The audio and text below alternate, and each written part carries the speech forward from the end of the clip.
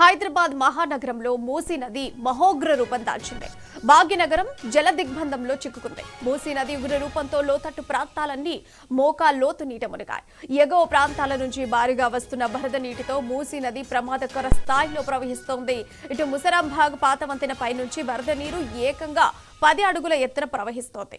దీంతో వంతెన పూర్తిగా మునిగిపోయింది. నిన్న రాత్రి నుంచి అందుబాటులో ఉన్న కొత్త వంతెన కూడా ఉప్పొంగుతున్న ప్రవాహంలో చిక్కుకుంది. అంబర్పేట్ దిల్సుఖ్ నగర్ మార్గం మొత్తం మునకేసింది.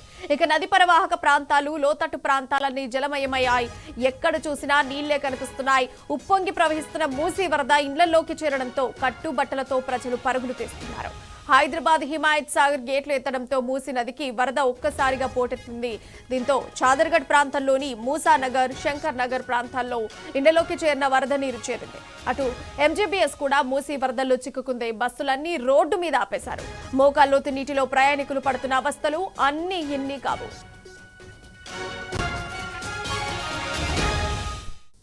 దీనిపై మరింత సమాచారం మా ప్రతినిధి అరవింద్ ఫోన్ లైన్ ద్వారా తెలియజేస్తారు. అరవింద్, చెప్పండి. ఇప్పుడు చూసుకుంటే మహానగరంలో మూసీ నది మహోగ్ర రూపం దాల్చిన పరిస్థితి కనిపిస్తోంది. ప్రస్తుతానికి మూసీ నది ఎలాంటి స్థాయిలో ఉంది, ఎలా ప్రవహిస్తోంది?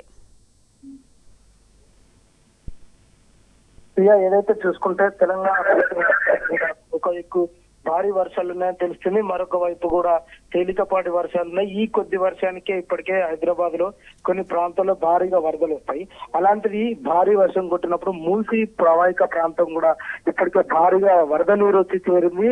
ఇప్పటికే కొన్ని లోతట్టు ప్రాంతాలు కూడా నీట మునిగినాయి. ఇప్పటికే ప్రజలకు కూడా ఎలాంటి హాని కలగకుండా ఇంకా సేఫ్ గా బయటకు రావడం కూడా జరిగింది. అటొక వైపు ఎన్జీబీఎస్ బస్ స్టాప్ ఉన్నది, మరొక వైపు సిబిఎస్ బస్ స్టాప్ ఉన్నది. కానీ మధ్యలో ఉన్న ప్రధాన వంతెన మాత్రం ఇప్పటికే భారీ నీళ్లతో మునిగిపోయింది అని కూడా ప్రధానంగా చూసుకోవచ్చు. అధికారులు ఎందుకింత నిర్లక్ష్యం చేస్తున్నారు? ఒక హిమాయత్ సాగర్ నీళ్లు అవుట్ లో పెంచినప్పుడు, అంటే నీళ్లు విడుదల చేస్తున్నప్పుడు ముందస్తుగా సమాచారం ఎందుకు ఇవ్వలేదు? ప్రభుత్వం ఎందుకింత నిర్లక్ష్యంగా వ్యవహరిస్తుందని కూడా ఇప్పటికీ తీవ్రంగా ఆగ్రహం వ్యక్తం చేస్తున్నారు. ఒకది దిల్సుఖ్ నగర్ లో మొదలు పెట్టుకుంటే దిల్సుఖ్ నగర్, మలక్పేట్, చాదర్ఘడ్, కోటి నుండి అబిడ్స్ నుండి ఈ వచ్చే రూట్లు కూడా ప్రధాన రహదారులు కూడా బంద్ కావడం జరిగింది. భారీ వరద కారణంగా కూడా ఈ తీవ్రంగా ఇబ్బందులు కూడా తలెత్తే అవకాశాలు కూడా ఇప్పటికే ప్రజలు కనిపిస్తున్నాయి. అంటే నిన్న రాత్రి సమయంలో, నిన్న రాత్రి 12 గంటల నుండి ఒకటే వరద, భారీ వరదతో కూడా మూసీ ఉగ్రరూపం దాల్చిందని కూడా ప్రధానంగా చూసుకోవచ్చు. అటు చుట్టుపక్కల ఉన్న కాలనీ వాసులకు కానీ ఇప్పటికే తీవ్రంగా ఇబ్బందులు ఎదుర్కొన్నారు. మరి ప్రజలు కూడా తీవ్రంగా ఇబ్బందులు ఎదుర్కొన్నారు. పండుగ పూట కాబట్టి అందరూ దసరాకి ఇంటికి వెళ్లే సమయంలో కూడా ఎంజీబీఎస్ బస్ స్టాండ్ పూర్తిగా జలమయం కావడంతో ఇప్పటికే తీవ్రంగా ఆందోళన వ్యక్తం చేస్తున్నారు. కొన్ని ప్రాంతాల్లో మాత్రం ఇప్పటికే బస్సులు కూడా సగం నీట మునిగాయని కూడా చెప్పుకోవచ్చు. కొన్ని ప్రాంతాల్లో కార్లు కానీ, వాహనాలు కానీ అది కూడా తీవ్రంగా ఇబ్బందులు పడే అవకాశాలు ఉన్నాయి. అవి కూడా పూర్తిగా నీట మునిగినాయని కూడా ప్రధానంగా తెలుస్తుంది. మరొక వైపు కూడా ప్రజలు ఈ దసరా పండుగకి ఇంటికి వెళ్తున్నారు కాబట్టి వారికి రాకపోకల సదుపాయం నిలిపివేశారని కూడా ఇప్పటికే దానిపైన కూడా వాళ్ళు తీవ్రంగా ఆవేదన వ్యక్తం చేస్తున్నారు. ఎంజీబీఎస్ బస్ స్టాండ్ లోపలికి వెళ్ళేటప్పుడు ఈ మోకాల లోతు నీళ్లున్నాయి, వారికి కూడా తీవ్రంగా ఇబ్బందులు కలుగుతున్నాయి. అంటే ప్రభుత్వం ఇలాంటి వరద వస్తుందని వాతావరణ శాఖ అధికారులు హెచ్చరించినా, వారి వర్షాలు ఉన్నాయని హెచ్చరించినా కూడా ప్రభుత్వం ఎందుకు ఇలాంటి చర్యలు చేయలేకపోతుందని కూడా తీవ్రంగా మండిపడుతున్నారు.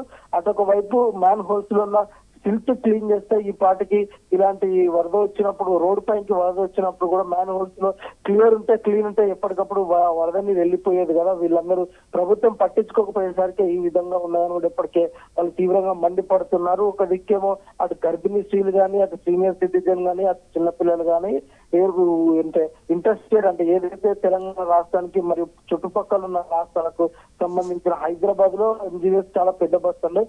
అక్కడికి కూడా రోడ్ ట్రాన్స్పోర్ట్ ప్రతి ఒక్క స్టేట్ గానీ, డిస్ట్రిక్ట్ గానీ అక్కడ నుండి ఉంటది. అక్కడ వాళ్ళందరూ వచ్చినప్పుడు కూడా ఇలాంటి వరద ప్రభావం అక్కడ ఎక్కువ ఉండేసరికి అధికారులు ఏం చేస్తున్నారో ఇప్పటికే తీవ్రంగా మండిపడుతున్నారు. ఒక దగ్గర ఎంజీబీఎస్ దగ్గర 2 బ్రిడ్జిలు ఉంటాయి, అంటే ప్రధాన రహదారులు అవి. అది అప్పటికే ఒక వంతెన, ఒక బ్రిడ్జ్ మాత్రం పూర్తిగా నీట మునిగిందని చెప్పుకోవచ్చు. మరొక బ్రిడ్జ్ మాత్రం ఒక లెఫ్ట్ సైడ్ బ్రిడ్జ్ మాత్రం పూర్తిగా ఎఫెక్ట్ అయిందని చెప్పుకోవచ్చు. రైట్ సైడ్ కొద్దిగా ఎఫెక్ట్ అయింది. అంటే ప్రధాన రహదారికి మరియు అటు తెలంగాణ స్టేట్ కి ప్రధాన బస్ స్టాండ్ అయినప్పుడు అధికారులు ఎందుకు నిర్లక్ష్యం చేస్తున్నారు? ఆ బస్ స్టాండ్ అంత ఉన్నప్పుడు కానీ ఇట్లాంటి వాటర్ ఫ్లో, ఇట్లాంటి వరద వస్తుంది కాబట్టి వంతెన కొంచెం ఇంకో వేరే నూతనంగా వంతెన కడితే బాగుంటది అని కూడా ఇప్పటికే ప్రజలు కానీ తీవ్రంగా ఆగ్రహం వ్యక్తం చేస్తున్నారు. ఏదేమైనప్పటికీ కూడా ప్రభుత్వం మాకు హెచ్చరించలేదు, ప్రభుత్వం మా పైన చర్యలు తీసుకుంటలేదు. ఇప్పటికీ మా ఇల్లు మునిగి దగ్గర 16 గంటలు 17 గంటలు అవుతుంది. ప్రజలు అధికారులు ఎలాంటి ఈ చర్యలు కూడా చేపడతలేరు, పోలీసులు కూడా తూతు మంత్రంగానే ఉన్నారని కూడా ఇప్పటికే వాళ్ళు తీవ్రంగా మండిపడుతున్నారు. ఏదేమైనప్పటికీ కూడా వాటర్ ఇన్ఫ్లో ఇంకా అంటే వాటర్ ఇన్ఫ్లో ఇప్పటికి కూడా ఇంకా పెరుగుతుందని కూడా చెప్పుకోవచ్చు. అంటే ఒకవేళ రేపు భారీ వర్షం కూడా పడితే, మరి ఇవాళ రాత్రి కూడా భారీ వర్షం పడితే ఇప్పటికే మూసి పక్కన ఉన్న చుట్టుపక్కల ఏరియాలు కానీ కాలనీస్ కానీ పూర్తిగా నీట మునిగే అవకాశాలు ఉన్నాయని కూడా ఇప్పటికే అక్కడ ఉన్న చుట్టుపక్కల నివాసాలు కానీ వాళ్ళందరూ కూడా అదే తెలియజేస్తున్నారు.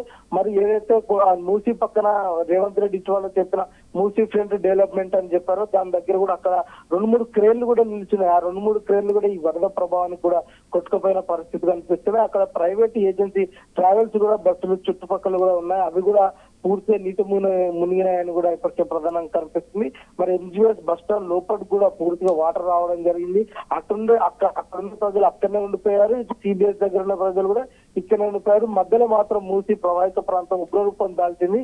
భారీగా వరద నీరు చేయడంతో ప్రజలందరూ కానీ మరి ప్రయాణికులు కానీ అతలాకుతలమై తీవ్రంగా ఇబ్బందులు పడుతున్నారు. ప్రభుత్వం కనుక చర్యలు తీసుకొని వెంటనే త్వరితగతిన వాళ్ళ సమస్యలు పరిష్కరిస్తే తప్ప మిగతా చేసే పని ఏం లేదని కూడా ఇప్పటికే వాళ్ళు. అయితే అరవింద్, ఇప్పుడు చూసుకుంటే పండుగ వచ్చిన వేళ ఇప్పుడు ప్రయాణికులందరూ కూడా ఎక్కువగా ప్రయాణం చేయాలంటే ఎంజీబీఎస్ జేబీఎస్ కి వెళ్తూ బస్సులు ఎక్కుతూ ఊర్లకు ప్రయాణం చేస్తూ ఉంటారు, ఎందుకంటే ఇప్పుడు దసరా పండుగ వేళ. మరి ఈ సమయంలో చూసుకుంటే ఎంజీబీఎస్ ని చూసుకుంటే మొత్తంగా మూసి వరదలు చిక్కుకున్న పరిస్థితి ఏర్పడింది. మరి దీనికి సంబంధించి ప్రయాణికులకు ఇట్లా ఫెసిలిటీ ఉండాలని చెప్పేసి ఎందుకని ప్రభుత్వం ఆలోచించలేకపోయింది? ఎందుకు ఇలా జల దిగ్బంధంలో చిక్కుకోవాల్సిన పరిస్థితి ఈ రోజు ఎందుకు ఇలా దాపరించింది?